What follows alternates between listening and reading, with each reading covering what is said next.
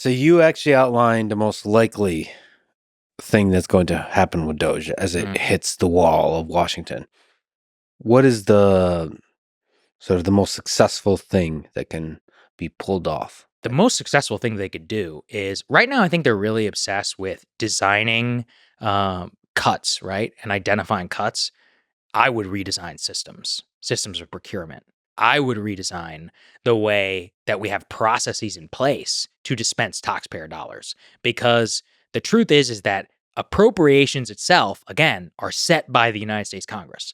But the way that those appropriations are spent by the government, the executive has some discretionary authority.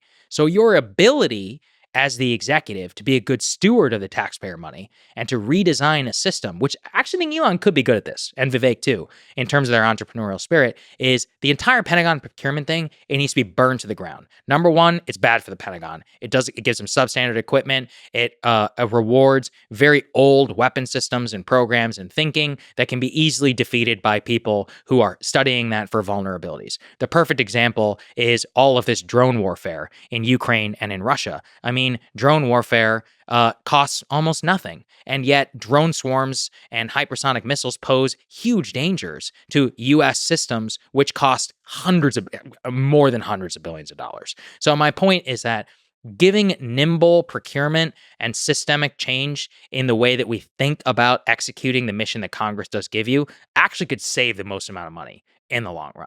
That's where I would really focus in on. The other one is, counter to everything I just said, is maybe they listen.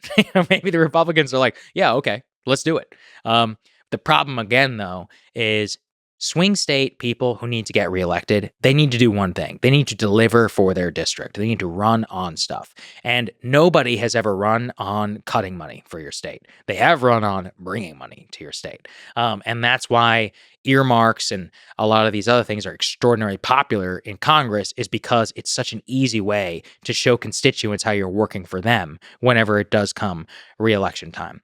So it's a very difficult system. And I also want to tell people who are frustrated by this, I share your frustration, but the system is designed to work this way.